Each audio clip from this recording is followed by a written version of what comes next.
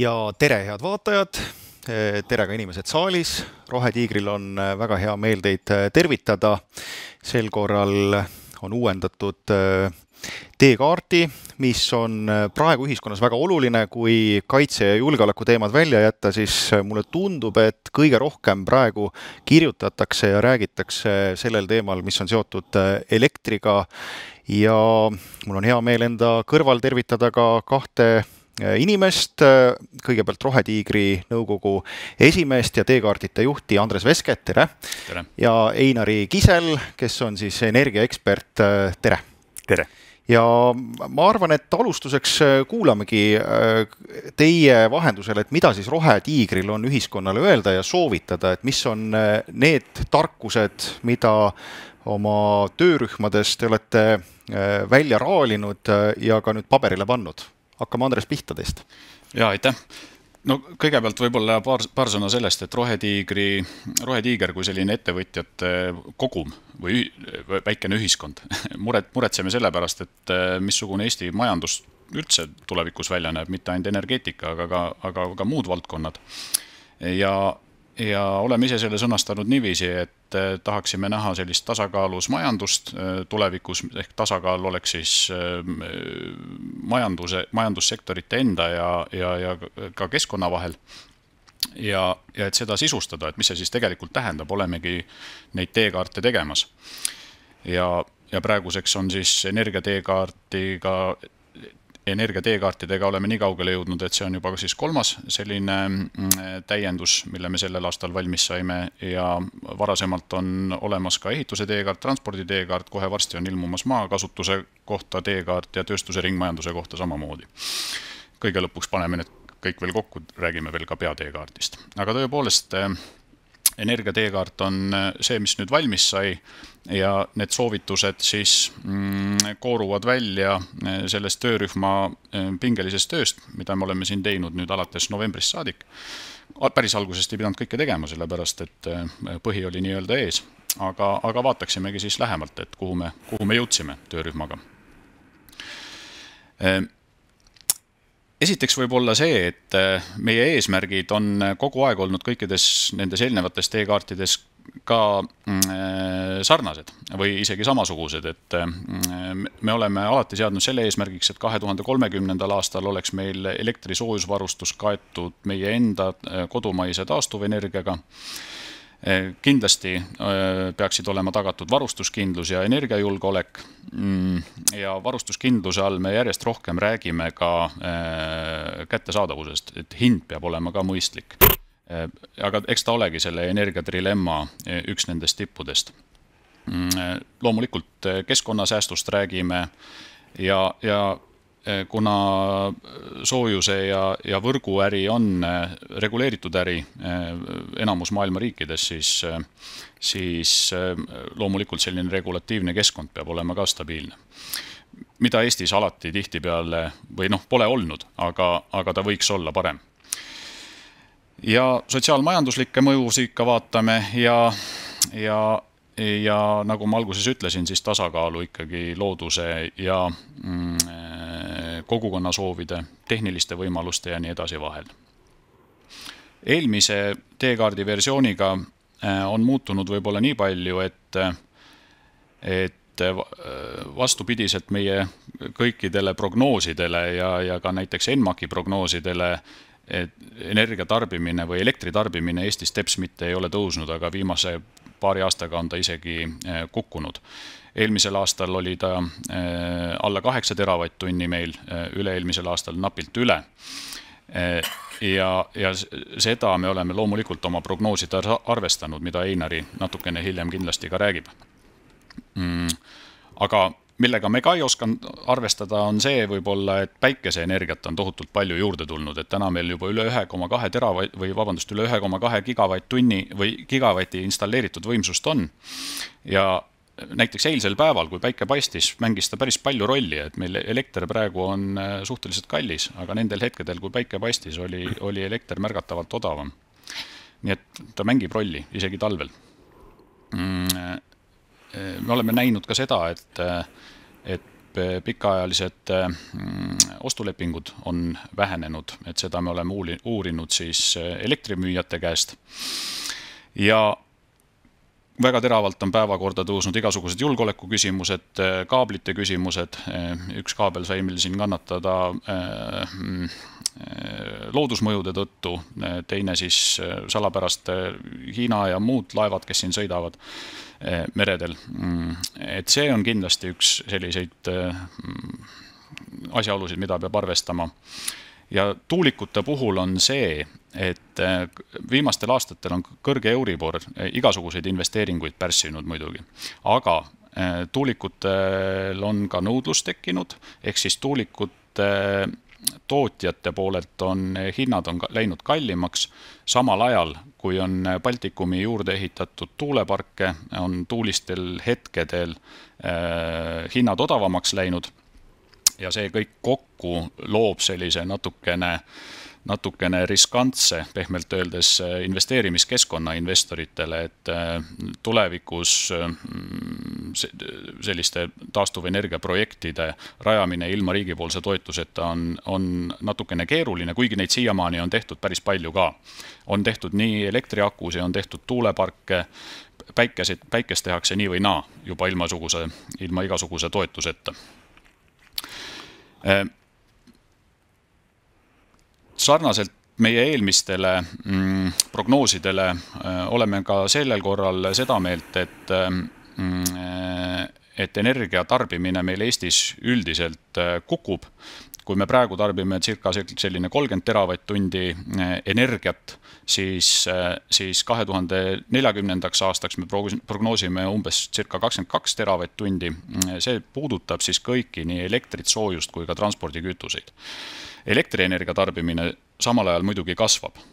Et seda pärast vaatame, zoomime sisse sinna, vaatame, kui palju ta kasvab, aga põhilist rolli mängivad siin elektrienergia kasvul annavad juurde seesama energiasääst tegelikult, majade soojustamine.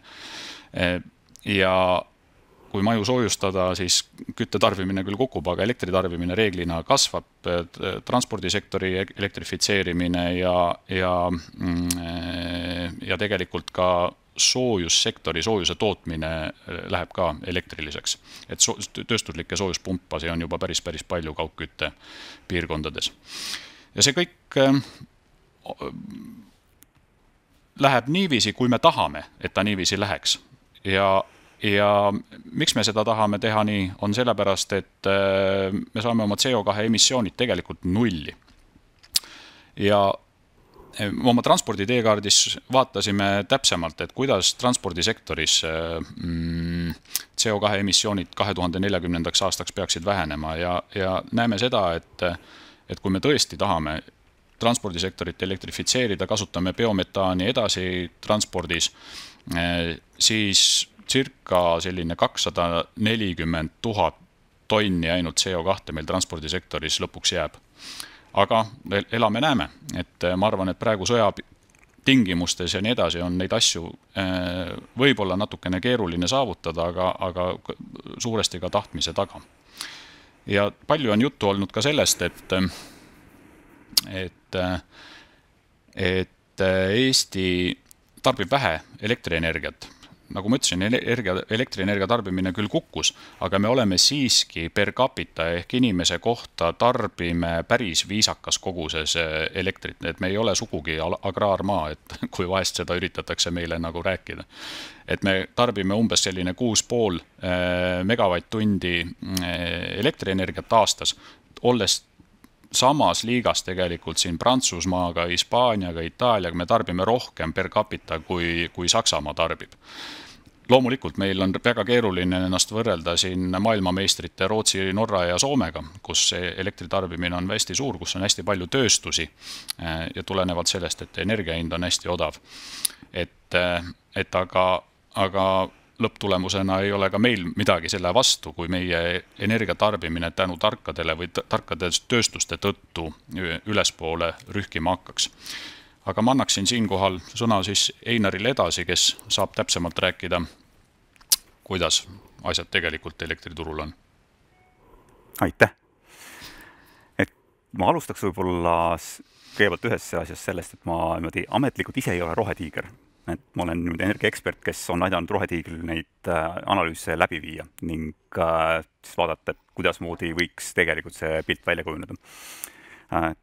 Ja teine asi, millest nagu tahaks tegelikult alustada, on see, et kui me räägime sellist elektri hinna kujunemisest, ütleme, selles vaates, et mida siis tegelikult taastuvad sellele kaasa aitavad, siis viimane nädal on näidanud nagu väga selgelt seda, et kui me loodaksime ainult juhitavate võimsuste peale, siis meie hinnad oleksidki ligi 200 eurot megavatt-tunnist.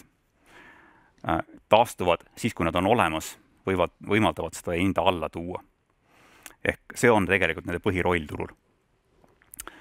Nüüd, kui me hakkasime vaatama koos Rohetiigriga seda, et mismoodi prognoositakse elektri tarbimise muutusi piirkonnas, nii Lätis, Leedus, Soomes, Rootsis kui ka Eestis, siis see pilt on tegelikult väga kirju. Et põhiliselt, millele riigid oma prognoosides tuginevad, on süsteemihaldurid, ehk siis meie mõistes Elering, kes on harilikult teinudki oma prognoose lähtuvalt sellest, et nad peavad arvestama, kui palju tarbimist juurde tekib ja peavad sellest tulenevalt ka disainima oma võrku.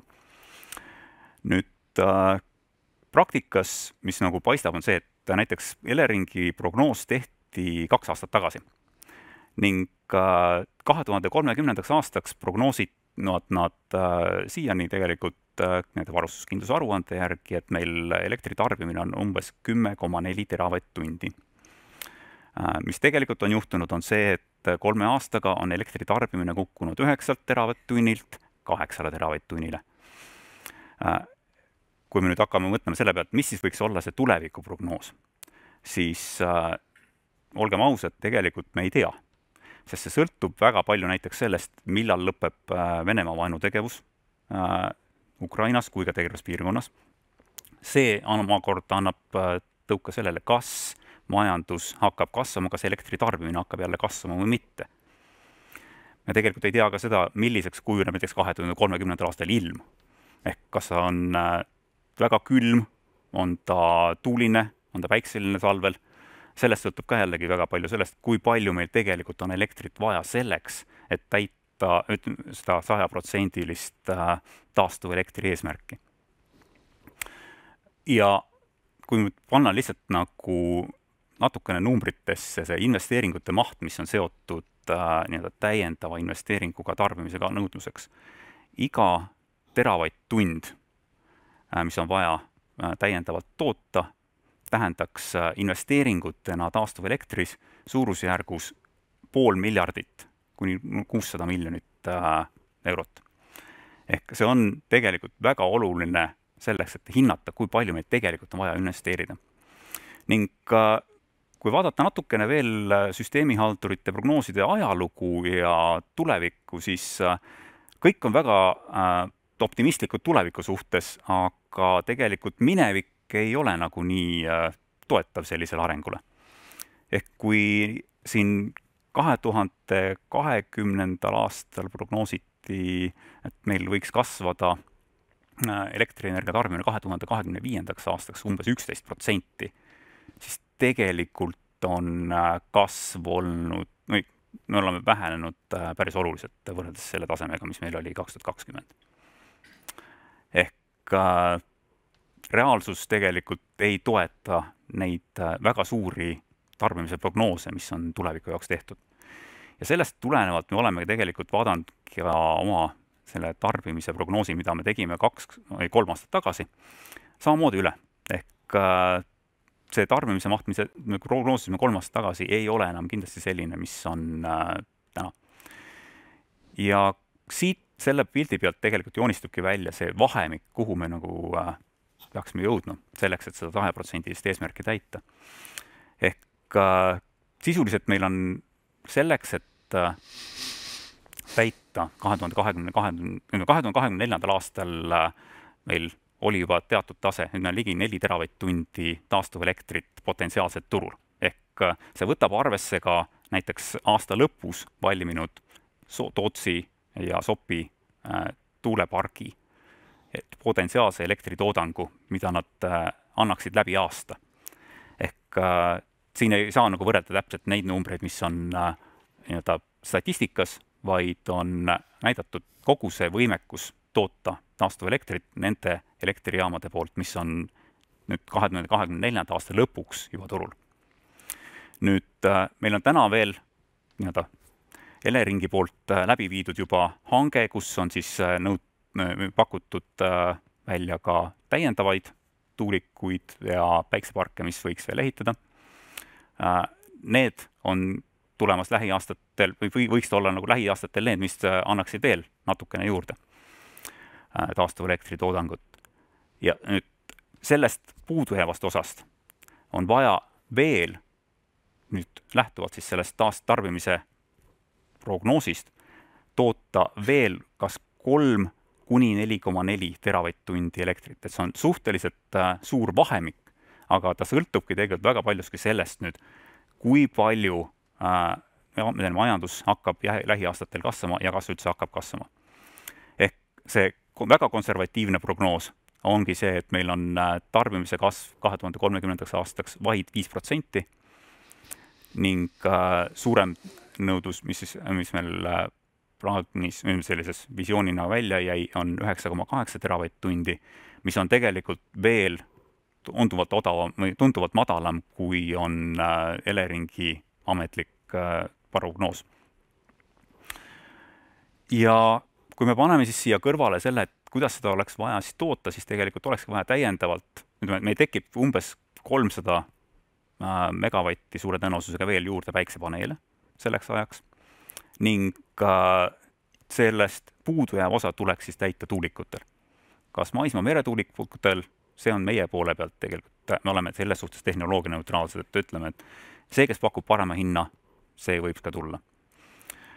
Reaalsus on muidugi ka see, et tänane selline segadus planeerimisprotsesside ümber, ka poliitiliselt laetud diskussioonid ning segadus ka sagedusreservide hinnastamise osas, see kõik tegelikult ei aita kaasa sellele, et üldse uusi tuulikuid juurde tekiks selles mahus, mis oleks vaja neid juurde. Nüüd me räägime, eks ole, ühelt poolt sellest, et me toome taastuvaid juurde, aga teiselt pool meil peab olema ka juhitavaid elektrivõimsusi. Ja ka need peaks tegelikult järjest rohkem tulema taastuvalete energiaallikatele nii palju, kui on võimalik. Millest räägitakse väga vähe, on see, et veel enne 2030. aastat peaks Enefit Poweri suurem osa vanadest põlevkivi elektriplokkidest üldse kinni minema. Sest nende tehniline eluiga on sisuliselt läbi. Kujutage ise ette, kui te sõidaksite praegu 60-ndatel tehtud autoga ja üritaksite sellega sõita näiteks Eestist Leetu. Kas te julgeks seda ette võtta? Ma ei julgeks. Ehk nende unikumitega kaugele enam ei sõida. Ning selle tõttu nende asemele tegelikult on juba praegu ka Elering välja kulutanud siis hanke selliste juhitavate võimsuste tekkeks. Suure tõenäosusega need saavad olema maagaasil või siis ka võimekusega kasutada biogaasi. Ehk pärast Andres räägib natukene täpsemalt ka sellest, milline see biogaasi võimekus Eestis oleks, biogaasi tootmise võimekus, et sealt paistab tegelikult välja see, et kui neid gaasijaamasid kasutatakse näiteks tipuelektri tootmiseks, siis seda biogaasi on Eestis võimalik toota piisavalt selleks, et seda nõudlust rahuldada. Nüüd sinna juurde veel nendele gaasijaamadele peaks tekkima kindlasti ka salvesteid.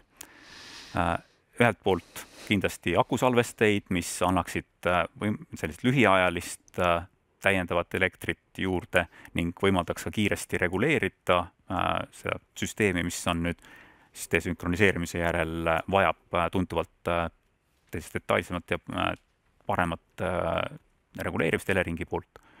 Aga sellele lisaks me räägime ka ikkagi sellest, et meil oleks vaja ka sellist vesisalvestit, mis võimaldaks pikemaajalisi kuni 10-tunnilisi võimekusi kogu päeva jooksul, sellise tavalise päeva jooksul, tööpäeva jooksul tagada suuremat elektritarvet.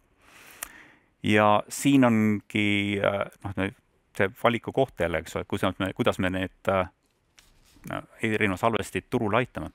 Ehk suure tõenäosusega täna tulevad akusalvestid turule ka ilma toetusteta. Aga mingil hetkel, kui nende või maht saab juba päris suureks, ehk võimsusi saab nagu palju, siis nad enam omavahel konkureerides piisavalt enam turule neid ei tule. Ja täpselt samamoodi on ka vesisalvestiga, et kuna see vesisalvesti puhul me räägime väga suurest võimsusest, siis on seal tegelikult vaja suure tõenäosusega riigil mingisugune toetusskeem välja mõelda. Nüüd, kui me vaatame nagu kriitiliselt otsa kõikidele nendele investeeringutele, mis on vaja teha, selleks, et 2030. aastal seda eesmärki täita, siis me tegelikult jõudsime nagu omavahel arutades ka selleni, et väga tõenäoline on see, et 100% taastuvelektrit ei ole võimalik. Taastuvelektrit sellist mahus, et ta tahtakse Eesti tarbimise 2030. aastal, ei ole võimalik Eestis selleks ajaks toota. Ehk me võime sellist eesmärki saavutada 2035. aastaks, aga 2030. aasta puhul on täna juba väga suur tõenäosus, et seda eesmärki ei saavutata. Aga siit nüüd vaatasimegi tegelikult natukene edasi 2035. aasta peale. Ehk kuidas moodi seda 2035. aasta elektritarbimist Eestis oleks võimalik täielikult katta taastuvatega. Ja siin me jõudsime sellise mudelini, kus paistis, et meil ei olegi nagu probleemi. Ehk oleks isegi võimalik kõikidel ajahetkedel, kui me kasutame nii salvesteid, tuult ja päikest, mis on võimalik siis toota valdavas osas ajas.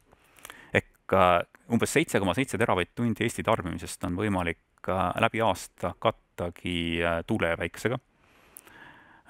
Siis umbes 2 teravatt-tundi on sellist elektrit, mis taastuvatest suvistel ajal näiteks, kui meil on tarbimist vähe, päikest rohkem, siis umbes 2 teravatt-tundi kokku on sellist elektrit, mis läheks eksporti või salvestusse.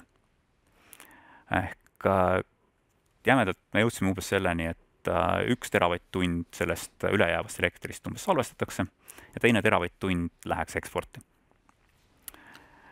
Ning kui siis vaadata seda, et kuidas moodi oleks võimalik nendel tundidel, kus päikest ja tuult ei ole piisavalt elektrit katta, siis seal on võimalik seda katta näiteks siis biogaasiga, salvestite elektriga, kui näiteks ka Auveres hakatakse rohkem kasutama biokütust, siis, mitte biokütust, vaid bioressurssi, ehk siis on võimalik ka seal kasutada seda taastuvelektri osakaalu tõsta. Ning me jõudsime tegelikult selleni, et kui meil on selline hetk talvel, kus on elektrit puudu, kus ei ole piisavalt päikse- ja tuuleelektrit, siis meil on puudu umbes 200 megavatti elektrit sellel hetkel ja seda kestab umbes 2 päeva. Ehk sellist võimsust on meil vaja siis katta mingisuguse näiteks kas impordiga selle külmadel ilmadel või leida mingisugune muu lahendus selleks, et seda tippu katta kas siis gaasijaamaga või mingil muul moel. Ja siin ongi tegelikult see, et salvestus kogu selles pildis on väga oluline roll täita, ehk tegelikult nüüd vesisalvesti mängib siin isegi suuremat rolli kui akusalvestid, sest nende akusalvestite tsüklilisus on tunduvalt väiksem ja nende salvestuse maht on tunduvalt väiksem. Ja sealt tulekski leida siis selline võimalus, et need turule tuua ning siis nad tegelikult pakuvad meile ka tunduvalt odavamat elektrit võrreldes selle juhitavate võimsuste elektriga, mis meil täna turul on. Nii, aga siit me jõuame siis sellise tulevikusuuniste juurde. Et ja annan sulle üle võib-olla veel. No anna. Jaa, ma Einari jutu täienduseks ütleksin veel nii palju, et need põlevkivijaamad, mis meil on tõesti siiamaani, on meid ju hästi teeninud, aga tõesti, et kui praegu räägitakse, et jätkame põlevkiviga, siis see tähendab tegelikult seda, et me peaksime renoveerima neid hakkama või uued jaamad ehitama. Viimane minule teadaolev põlevkivijaam ehitati Jordaanias, see oli umbes 500 kopikatega megavatti võimsusega, läks maksma üle 4 miljardi euro. Eestisse võib-olla oleks odavam ehitada, ei ole väga oluline, et me saaksime tegelikult hästi kõrge kapitali hinnaga elektrijaama, millel on lisaks veel ka hästi kõrge muutuvkulu komponent. Ehk kõrge CAPEX ja kõrge OPEX, et kujutate ette, mis sealt tuleks see elektri hind. Et see tegelikult ei ole väga hea variant. Ta energiajulgeolekut meil nende vanade jaamadega me praegu saame tagada, aga meil ei ole tulevikku sellel mitte mingil juhul. Ja meie need soovitused on, üldised on muidugi sellised, et ENMAC-is esiteks tuleks parandused sisse viia. ENMAC-i viimane versioon on väga hea, aga tulevikuprognooside osas natukene ülepaisutatud, eriti mis elektritarbimise prognoosi puudutab. Ja muidugi need samad salvestid tahavad saada toetust samamoodi nagu tuule energialahendused tahavad saada toetust, aga need tuleks teha tehnoloogia neutraalselt. Salvestite puhul tegelikult täpselt samamoodi.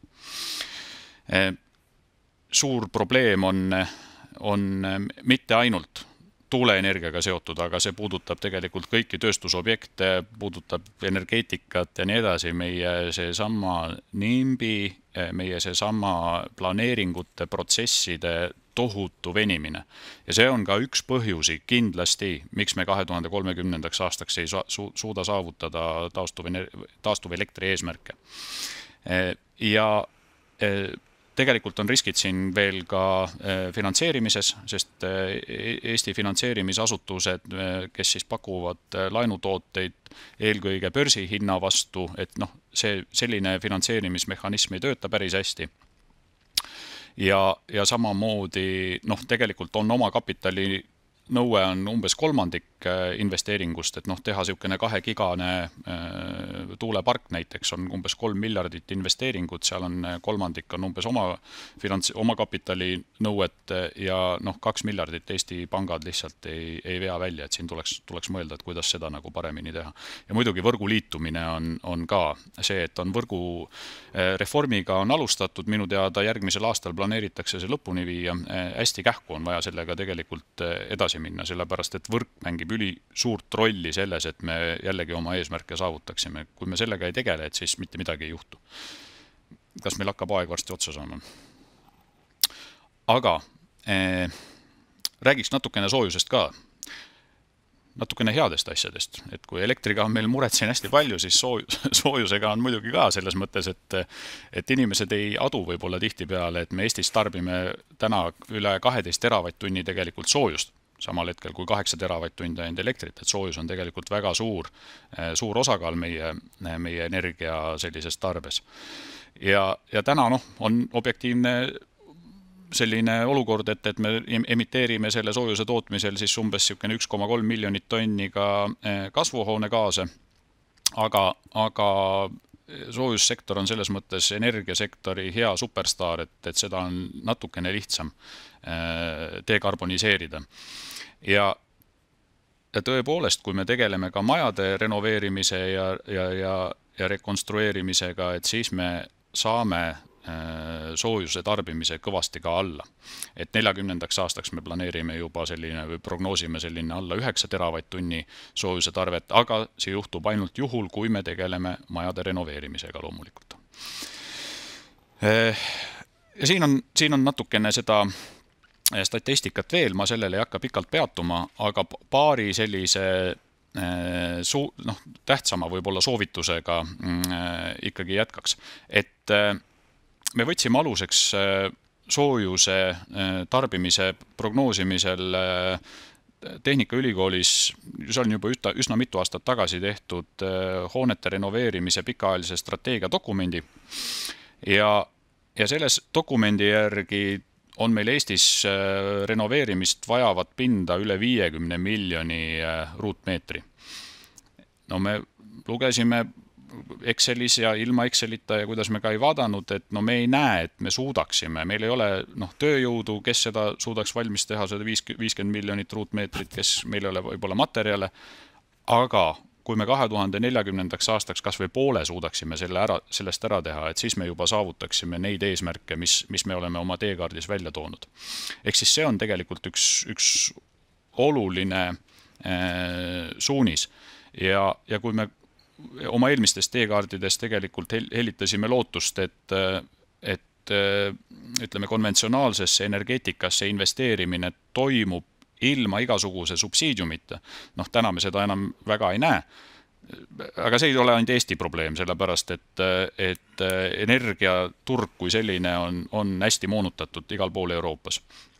Et täna me seda enam ei usu ja ainukene koht, kuhu me nägime, et subsiidiumi on vaja, on tegelikult hoonete renoveerimine ja seda on tegelikult jätkuvalt vaja, sest inimesed üksi seda ei suuda teha ilma abita.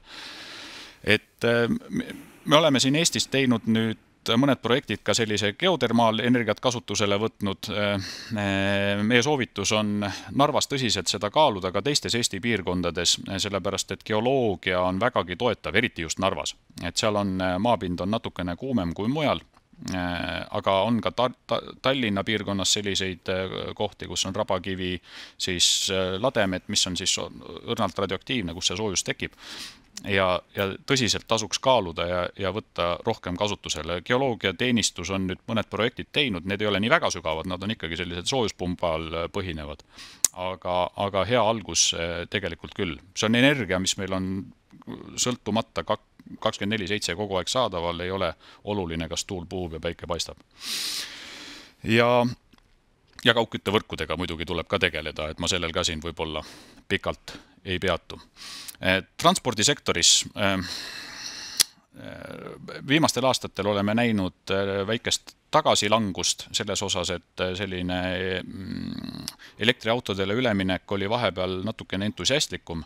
Nüüd on seda natukene tagasi läinud. Ma täna nägin ühte pealkirja, kus heideti Eestile ette, et me oleme sellise elektriautode laadimistaristuga kuskil seal Euroopa viimast hulgas. Kuigi mina niiviisi subjektiivselt ringi sõites vaatan, et minu meelest on nagu päris palju ehitatud ja et päris tore on.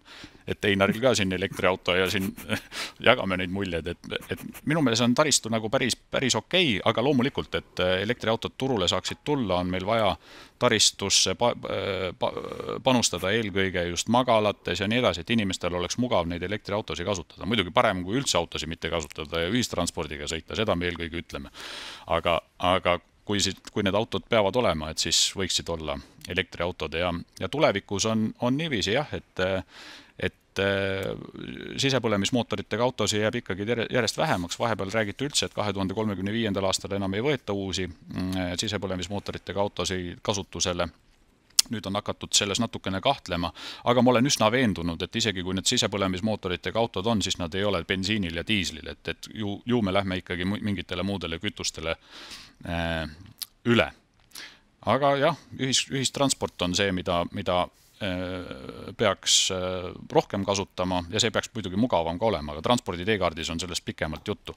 Ja mis siis transpordisektorisse veel, mis mõjutama kindlasti hakkab, on see, et praeguste teadmiste järgi heite kaubandus laieneb ka transpordisektorile. Minul teistsuguseid andmeid ei ole, kuigi siin on kostnud aeg-ajalt, et võib-olla sellest ETS2 siis siiski sellisel kujul loobutakse, aga praeguste teadmiste järgi peaks ta tulema. Biogaasist Einar ütles, et ma paar sõna räägin. On tõesti, on meie enda kodumaine ressurss ja ei kaoda kuhugi.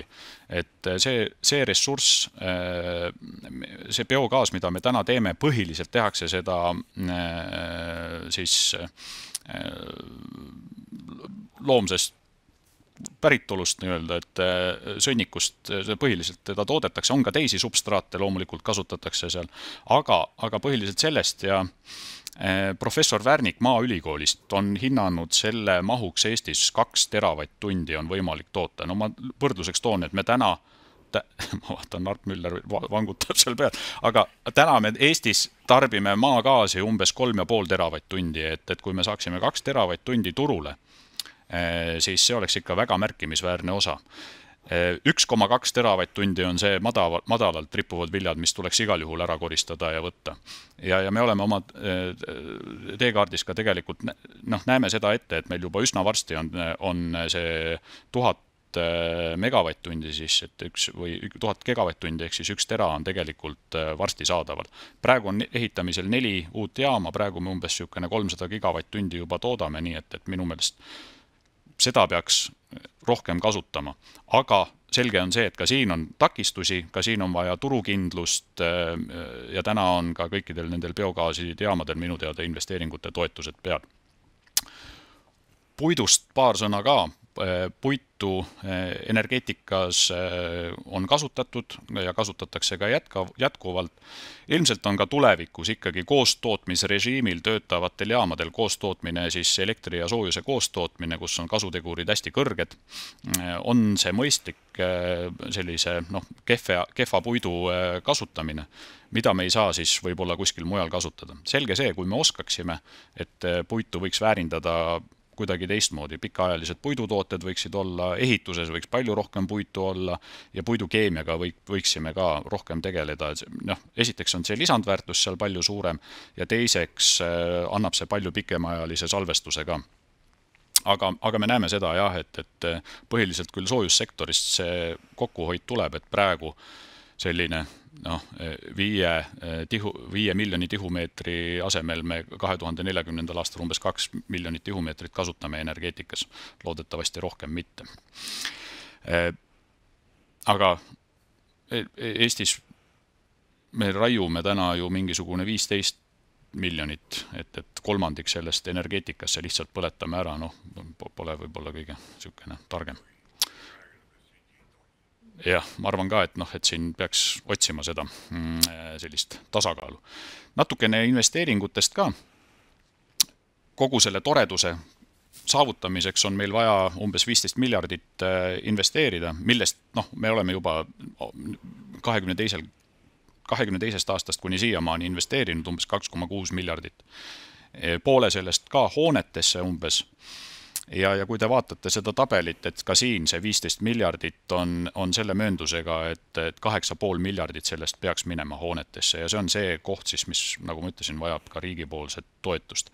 Et selline elektri- ja soojuse majandus tegelikult nii palju ei vaja, et soojuse poole pealt on isegi need investeeringud suhteliselt selline okei. Siin on arvestatud muidugi seda, et paljud tootmisseadmed on ka üsna uued, me ei vaja tingimata uut taristut, et piisab nende renoveerimisest. Aga elektris on asi natukene kehvem. Nii et see on väga kiire ja lühikene kokkuvõte. Nii, suur tänu. Enne kui saalist võtame mõned küsimused, siis küsin ära mõned tähelepanekud. Ma ei tea, kas meid Kalev Kallemets ja Fermi seltskond vaatab, aga kuhu jäi tuumajaam? Me vaatasime tegelikult tuumajaama ka, aga reaalne pilt on see, et enne 2040 aastat ta väga pildile ei jõua. Ja tegelikult ta ka hinna poole pealt täna väga konkurentsivõimeline ei ole. Kui midagi tehnoloogiates selgub ja jälle araneb, see on variant. Aga tegelikult siin tekib muidugi küsimus jällegi see, et millisesse niši ta just siin selles samal pildil läheks, et kust meil tekib see täiendava tarbimine. Et kui see täiendav tarbimine tekib, siis ta mahuks siin ära. Nojah, et kui vaadata seda punast pisikest täppi seal vasakul graafikul nurga peal, et siis selle jaoks ei ole väga tuumajaama vaja. Kaheks päevaks aastas ei ole vaja. Aga tõesti, kui tarbimine meil kuidagi suuremaks peaks minema, siis meil tuumatehnoloogia vastu iseenesest midagi ei ole. Nüanssi on muidugi siin palju, aga nii on. Ühiskonnas praegu kogu see temaatika käib nagu koduõlu, et neid vastuseid saabub iga päev, igal ühel on oma lahendus, kuidas see energiamiks kokku saada. Kui vaadata ka seda, millega Vabariigi Valitsus tegeleb, siis väidetavalt kolmapäeval avaldatakse meile siis arvutused, neljapäeval valitsus otsustab ära ja kohe varsti tulevad ka siis vähempakkumised. Samas ka Riigikogus ENMAK-it veel isegi ei arutata, et mis see teie soovitus on, kuidas nüüd see asi niimoodi ära majandada, et ühiskond saaks aru ja me saaks siis parima saadaoleva hinna ja ka varustuskindlus oleks tagatud? Piltlikult öeldes tegelikult meie see arvutus ongi kontrollarvutus Kliimaministeeriumi arvutustele. Ehk see visioon, mis siin tegelikult välja joonistub sellest graafikust nende võimsuste osas, see ongi see, mis suured, kuhu poole tegelikult on ka täna just nagu valitsus liikumas. Ehk küsimus on lihtsalt detailides, kui palju seda kõige ülemisemat praegu, mis meil on näidatud 2450 megavatist elektrivõimsust, kui palju siis tegelikult seda vaja on. Ehk suure tõenäosusega see võib olla ka pool sellest mahust, kui meie tarbimise maht on väiksem. Ja tegelikult, nagu ma siin alguses ütlesin, eks ole, et taastuvelekter annab selle efekti, et ta vähendab keskmist elektri hinda sellega, et ta on mingitel hetkedel turul ja lööb selle hinna alla. Ehk selles võtmes tegelikult odavamaid lahendusi väga palju ei ole. Aga teine soovitus, ja meil alati on see soovitus olnud, et nii Kliimaministeerium, Majandusministeerium, Kommunikatsiooniministeerium saavad meie arvutusi alati kasutada ja viimane see ENMAK energiamajanduse arengukava siis eelnõu, mis on praegu, on päris palju seda ka arvestanud, et kohati on üle võlli mindud, aga päris palju on seda ka arvestatud. Meie need teekaardid on ju siiski ettevõtjate nägemus, kuidas see võiks olla ja see on ettevõtjad ütlevad riigile siin, et niiviisi võiks teha, et kui me niiviisi teeme, et siis ettevõtjate poolt ei tule võib-olla väga palju vastuseisu, aga riik peab ka oma töö loomulikult ära tegema. On ka ettevõtjad, kes ütlevad, et nad ei saa midagi aru, aga see, kui tulla selle hinna juurde, siis teie ei ole võtnud eesmärgiks endale prognoosida, mis see hind on. Et me näeme, et põhimõtteliselt meil on Eesti riigis olemas ka nii tarku inimesi, kes ütlevad, et aastal 2035, millise komasendi täpsusega see elektri hind kujuneb. Kuidas nemad teavad ja teie ei suuda välja arvutada? Üks asi on muidugi see, et kui ettevõtjad hakkaksid omavahel arutama hindasid, siis Konkurentsiamet tuleks neile kartellisüüdistusega suure tõenäosusega kaela. Et sellepärast me nagu päris ei läinud selleni, et me hakkaksime nüüd detailiselt vaatama, missuguseks see hind kujuneb. Ja teiselt poolt on muidugi ka see, et neid muutujaid, mis mõjutavad hinda, on tuntuvalt rohkem kui kokku lõuab. Et me räägime sisult 100 või rohkemgi veel eeldusest, mis peaks olema ühesugused selleks, et me saaksime hinnaprognoose täpselt välja öelda. Ja võtame kas või see sama, et see, kas 2030. aasta saab olema külm talv või mitte, määrab suuresti ära selle, milline on see keskmine elektri hind sellel aastal. Mina saan küll Kliimaministeeriumist täitsa aru, et kui sa paned mingid numbrid Excelisse, siis jookseb mingi hind lõpuks sul välja, eks ole. Aga eks see hinnaprognoos seal energiamajanduse arengukavas rohkem nagu selline tööõnnetuse moodi välja näeb. Ma usun, et muidugi mitte keegi pahatahtlikult seda ei teinud, et optimismi taheti ju sisendada, ja see hind ka, see 154 eurot megavatt-tund, mis seal välja käidi, oli küll sellel eeldusel, et selline hind on siis, kui meie tarbimine on see 15,4 teravatt-tundi. Aga me näeme, et seda ei tule. Aga me loodame muidugi, et me suudame oma hinda kontrolli alla hoida just nimelt nende tootmisvõimsustega, mida me oleme välja pakkunud. Aga mis see hind on tõesti? Jah, me sellest oleme loobunud. Aga see tarbimise number, see on tegelikult väga oluline, sest sellest väga paljuski see rehkenduse tulemus sõltub, et kuidas te soovitate selle asja nüüd lahendada, sest meil on olemas siin poliitikuid, kes ütlevad, et me peaksime võtma suurema eesmärgi, tõstma ambitsioonikuse taset, võtma 2 korda suurema tarbimisega. Leedu põhimõtteliselt näeb ette, et nad peaaegu 2-kordistavad oma tarbimise, et mis selle hulluse hind on, et kui ühel hetkel kõik teevad siis vale prognoosi, mis see tulemus on? Piltlikult öeldes ongi see, et kui me räägime nagu sellisest täiendavast teravatt-tunnist tarbimise mahust, siis selle hind investeeringute poole pealt ongi selline 500-600 miljonit eurot. Ehk see tähendaks nagu üleinvesteerimist sellises mahus? Ega meil ei ole midagi selle vastu, et see ambitsioon ongi hea, kui on kõrge.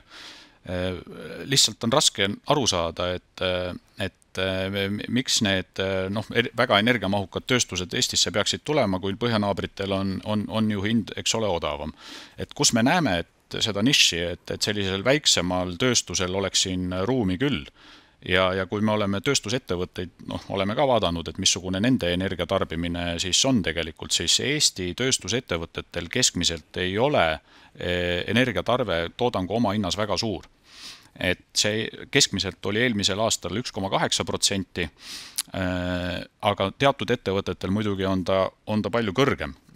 Et eks nendel see king pigistab kõvemini ja olete lugenud isegi siin Estonian Celli probleemidest ja nii edasi, aga kui tööstusettevõtetega juttu rääkida, siis energia küsimus või probleem ei ole nendel probleem number 1, isegi mitte 2 ega 3, aga alati tuleb välja ikkagi see, et on planeeringu küsimused, need samad NIMBY küsimused, ehk siis need, mis energiataristu rajamist segavad tegelikult ka investeeringuid tööstusesse ja energia ei ole tingimata see kurjajuur, et miks siia tulla ei taheta. Muuseas, kui palju, Einari, mõjutab seda teekaarti see, kui siin on Estonian Cell on ka andnud mõista, et aasta lõpuks võib-olla nad võtavad vastu otsuse, et nad pakivad tehase kokku ja kolivad selle ära, et see on Eesti suurim tarbija, kui palju see mõjutaks kogu seda tulpade mängu siin?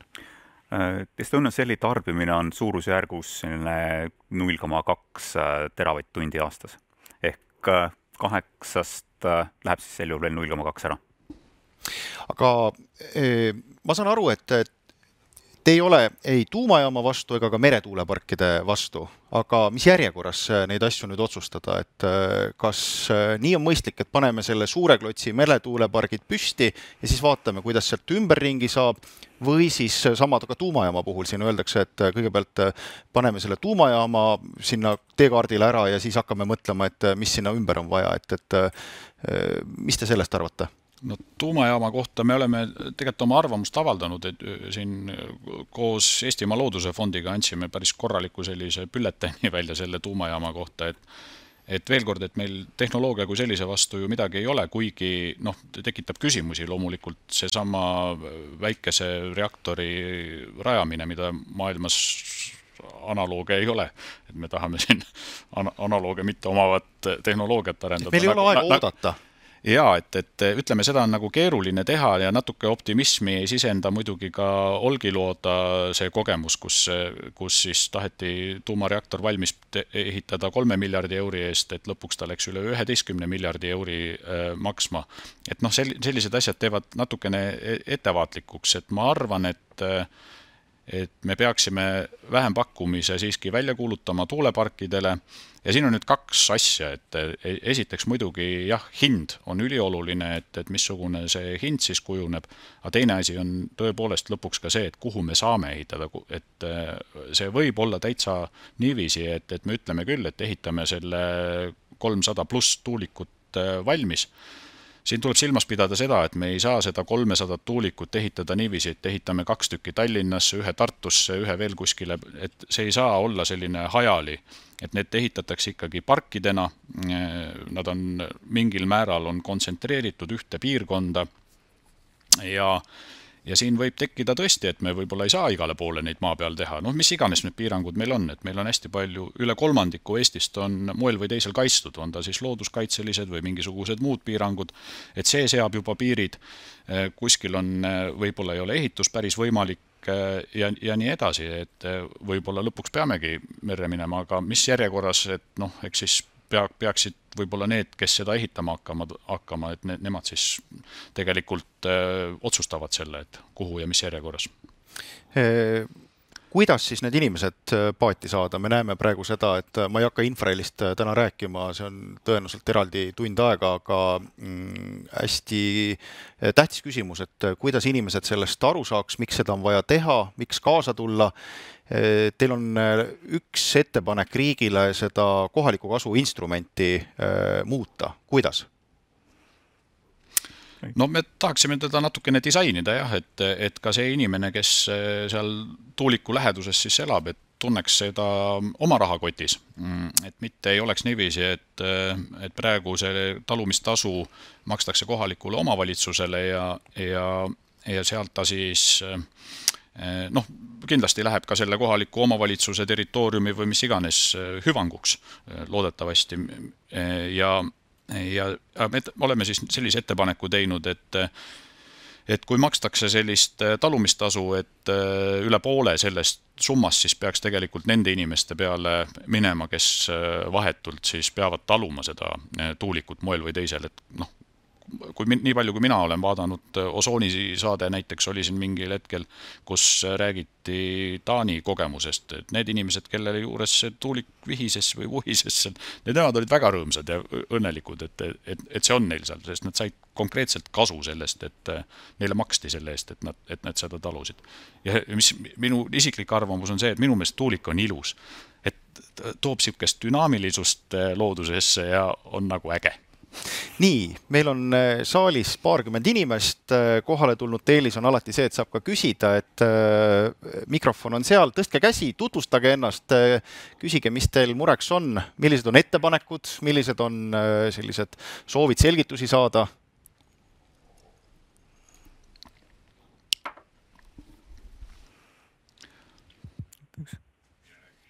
Ja tere, mina Eerik Moora, Delfi uurivast rakukesest praegu.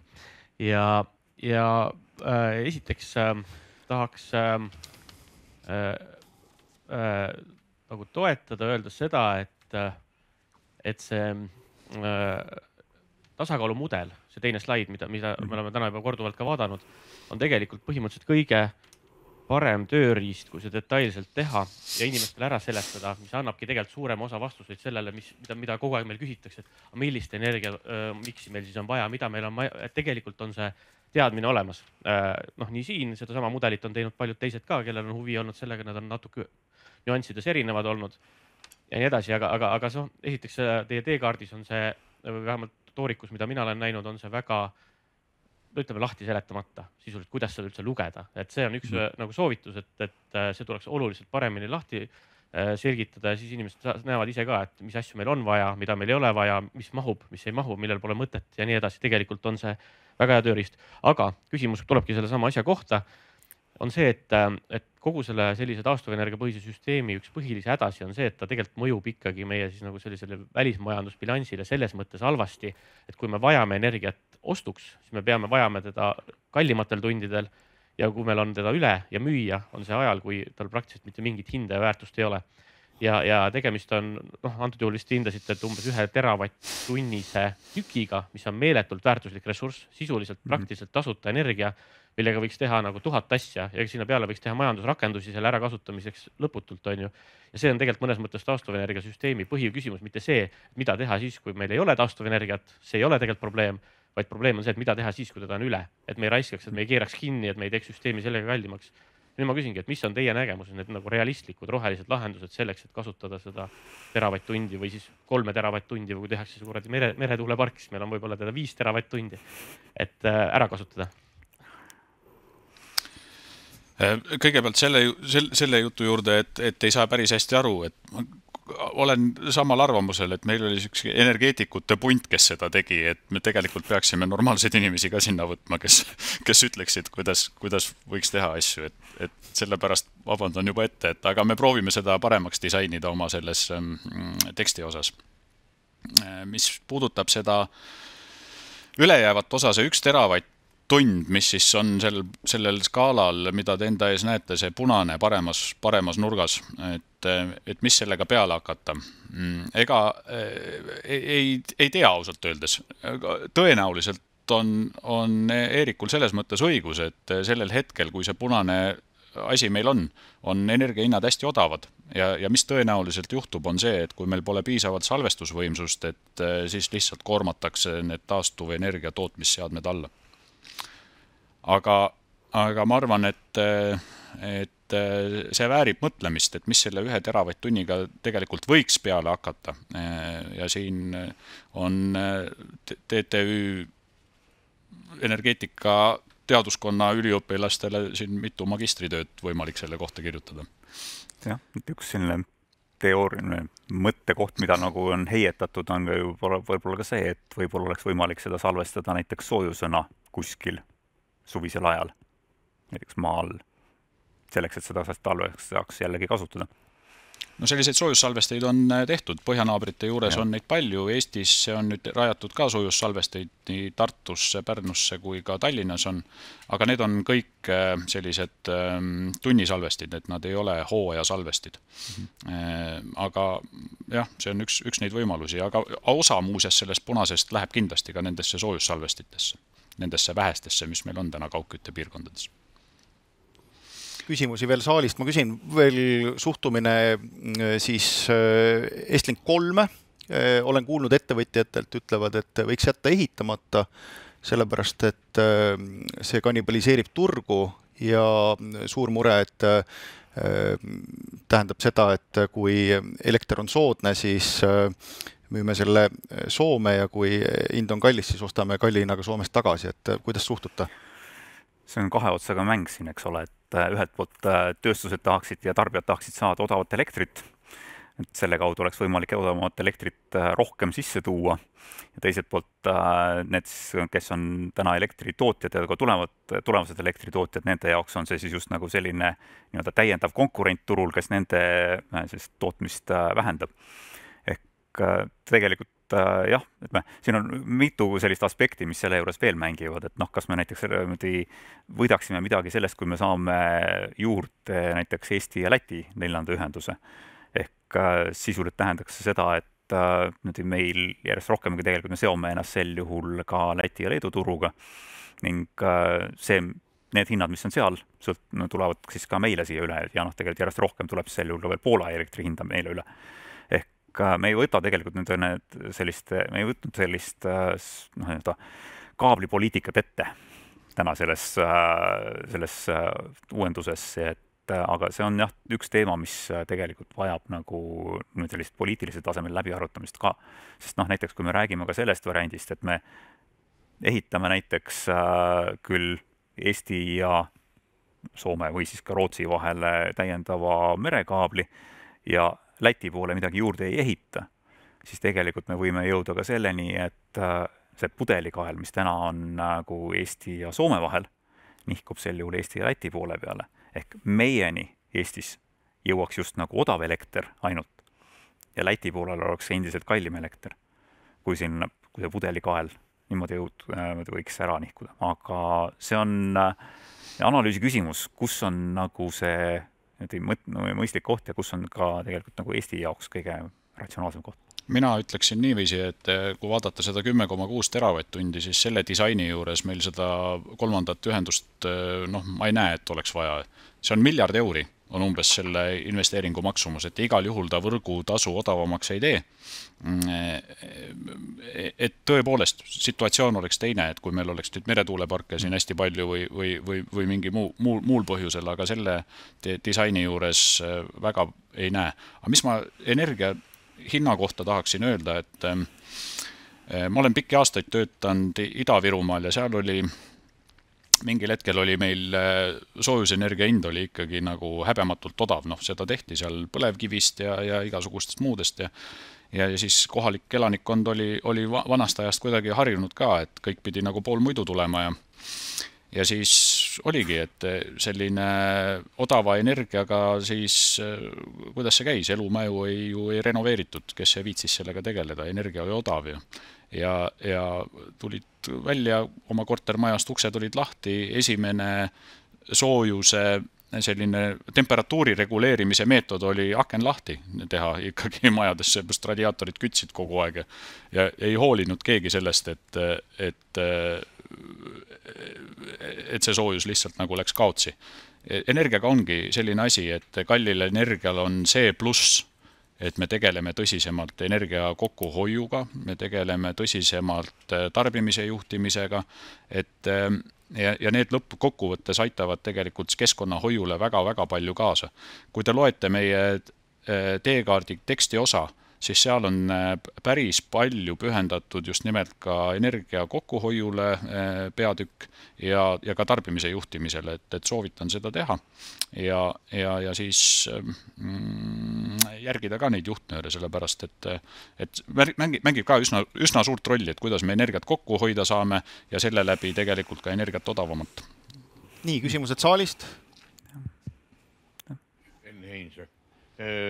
Olen teemaga tegelenud 50 aastat igate moodi, olnud tuulepargi juhataja ja nii edasi. Ka dissertatsioon oli antud teemal. See on võin öelda väiksed näited. Taani, 90. aastal olin Taanis perekonnal külas. Mees ja naine olid juba siis minust palju vanemad. Mees lahkus siit ilmast hiljuti 87 aastal, et naine on 90, elab edasi. Vuriseb nende umbes 150 meetri kaugusel nende majast tuulik ja pole vist tervisele halvasti mõjunud. Aga minu põhiteema, millest ma tahtsin rääkida, on biomassi kasutamine. Tähendab, see biogaas, see on ainult üks variant. Tegelikult on pürolüüsiga, ma ütlen teoreetilise arvutuse. Eestis toodetakse aastas keskmiselt 1,5 miljonit tonni teravilja. Põhku jääb peaaegu sama palju. Ja kui ma arvutasin välja, siis kui kogu põhk teha soojusenergiaks, siis saab sellest aastas 4 teravatt-tundi soojusenergia. Kõiksugused muud rapsi ja muud need jäätmed. Meie räägime koos põletamine ja räägime siis puidust. Nonsens. Austrias, Šotimaal energiahein. Ja niisuguseid biojäätmeid, öeldakse madala kvaliteediline puit. Ma kuulisin, kuidas Kirjanen rääkis madala kvaliteediline puit. Rusikareegel on see, 60% välja toodavast puidust peab minema täiesti, laudadeks, mööbliks, kõigeks. 20% võib minna paberiks ja keemiatooraineks ja maksimum 20% võib ära põletada. Meie põletame 33 ja ütleme, et teeme veel juurde madala kvaliteedilist. Madala kvaliteedilise me oleme ammu ületanud. Ühesõnaga biomassi kasutamine maksimaalselt. Seal oli väga suured reservid. Mul on oma tehtud patendiga masin selleks olemas 3 megavatti. Muuseas, mõnes piirkonnas kasutatakse ka, et kui ma õieti peast mäletan, Lihula oli üks selline kant, kus põhku vist. Kuhu on jäänud põhk? Jah, ei ole me siin selles mõttes raamist või kastist välja mõelnud, et põhk on täiesti käsitlemata meil jäänud, aga hea on teada, et meil selline reserv on kuskil olemas, et siis saame tulevikus kasutada. Kui häda on käes, siis paneme põhku.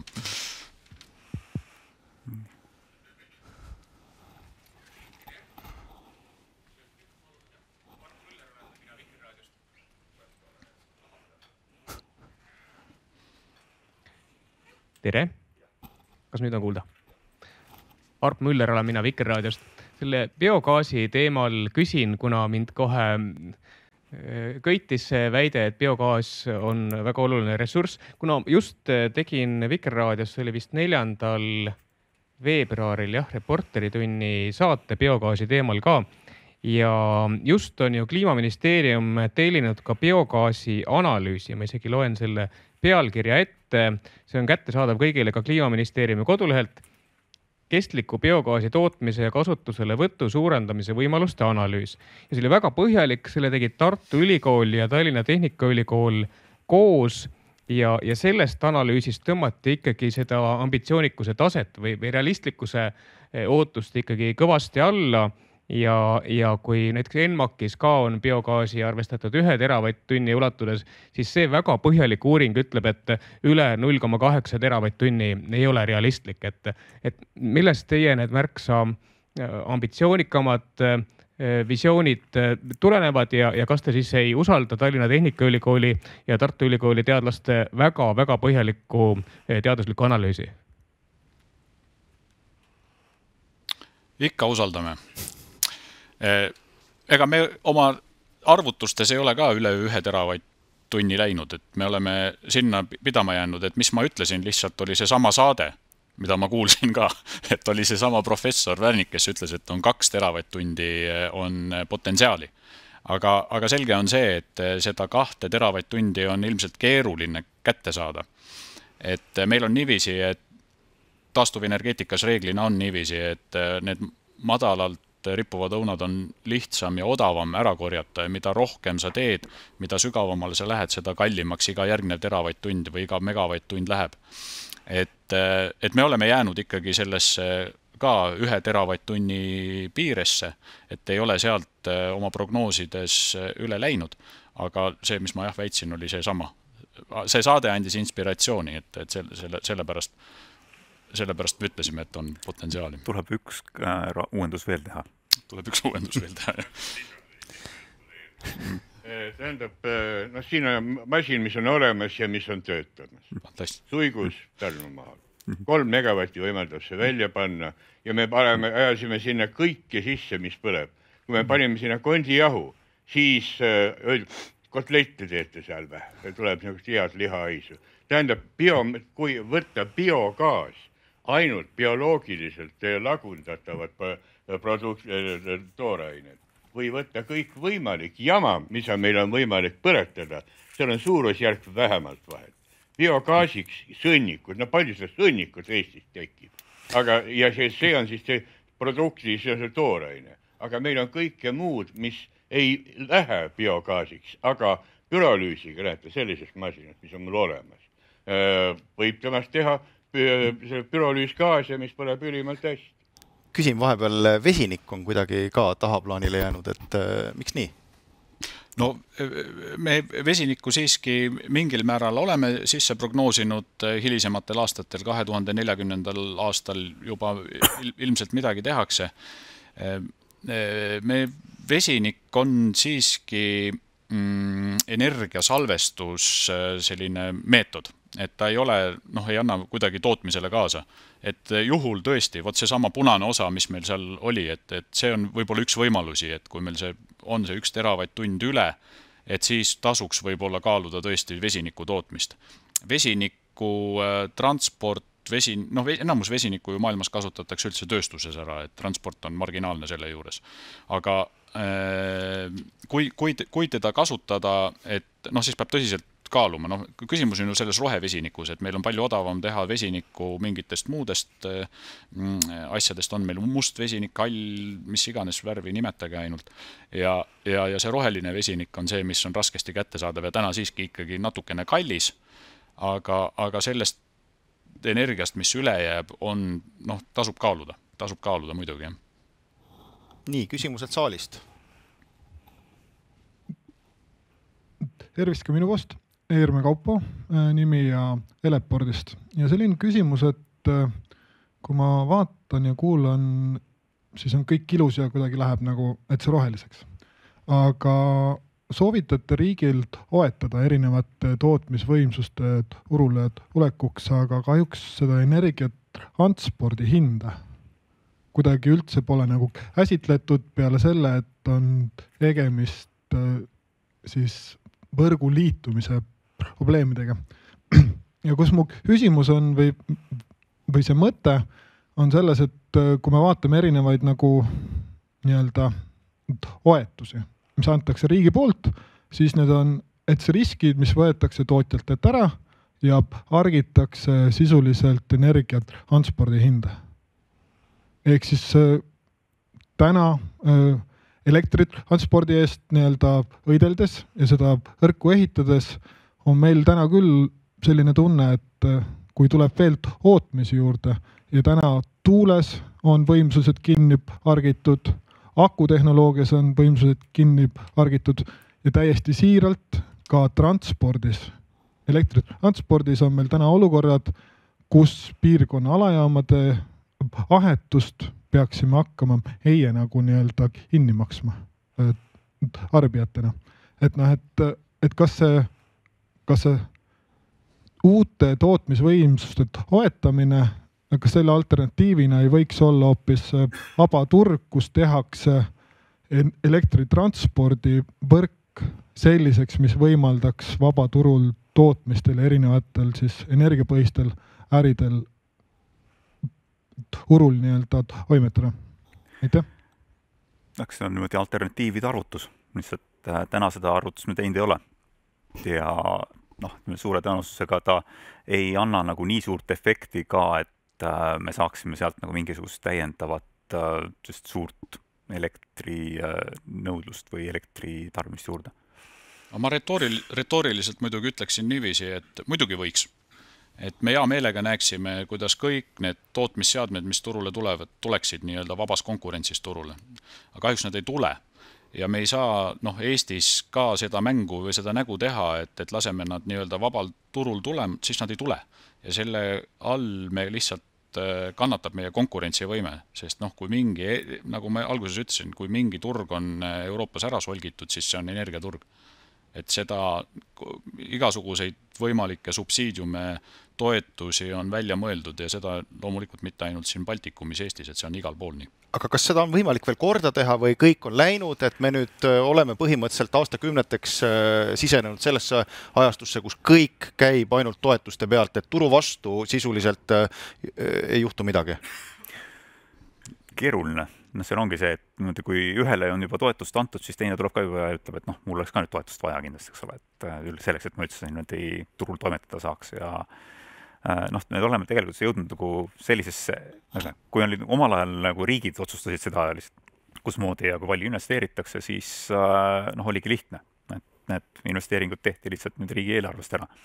Nüüd, kus kogu energeetika on sisuliselt erakätes, siis need investeeringuid peavad tegema eraettevõtjad, kes näevad tegelikult tunduvat rohkem riske nendes investeeringutes, mida majanduslikus mõttes tavainvestor ei teeks. No ülikeeruline on tõesti, et need investeeringud energeetikasse on reeglina väga pikaajalised ka. Et me siin proovisime ju mingil hetkel riigipoolseid toetusi siduda. Siin 12 aastat oli meil nii tuuleparkidele see toetuse skeemid, koostootmisele seal biomassiga ja nii edasi, et see kehtis 12 aastat. Töötas päris hästi, me aitasime need mehhanismid turule. Ja nad töötavad täna selles mõttes edasi, et eks ta selline nagu mõtlemise koht. Ma ütleks lõppuruks ühe lause, et näiteks seesama, kui me räägime vesisalvestist, siis selle investeering on sisuliselt 100 aastaks. Meil on täpselt 2,5 minutit lõpuni, Arp, hästi lühike küsimus. Te rääkisite hästi palju tehnoloogia neutraalsusest, aga öelge ikkagi konkreetselt, et neljapäeval valitsus kas peaks selle eraldi merepargi toetuse maksimaalses ulatuses 2,6 miljardit tegema või ei peaks? 2,6 miljardist me sel juhul ei räägiks, et pigem ongi see, et kui me räägime, kui me on vaja sisult 2030 saada juurde kuskil 3–4,4 teravatt-tundi elektrienergia tarbimist, või elektri tootmist, mis sisuliselt tähendab seda, et võib teha ka lihtsalt ühe hanke, näiteks 3 teravatt-tunnile ja pakkuma niimoodi võidab siis see, kes teeb parema hinna, ütleme, need, kes jõuavad selle mahu sisse. Et see võib olla tehnoloogia neutraalne.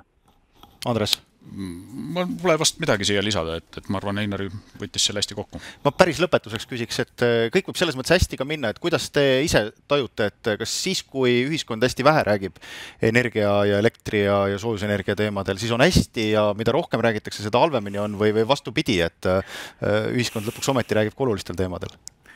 Energeetikast räägitakse kogu aeg ju tegelikult, ka siis, kui meil olid elektrihinnad odavad, räägiti ikka kogu aeg energeetikast, et ikka on kallis. Eks ta ole nii ja naa, et kui meil king ei pigista, et ega me siis sellest ju väga ei räägi, aga teisest küljest on väga tore on see, et me saame jälle ühiskonnana targemaks, inimesed on targemad, et nii nagu COVID haris meid meditsiini vallas, et nüüd praegu energiakriis siis harib meid energeetika vallas. Suur tänu Einari, suur tänu Andres, suur tänu Rohetiigrile ja Rohetiiger tõenäoliselt üsna varsti jälle üllatab teid siis uutel teemadel ja kui vaja, siis tullakse ka energeetika teekaardi juurde tagasi, nii et uute kohtumisteni!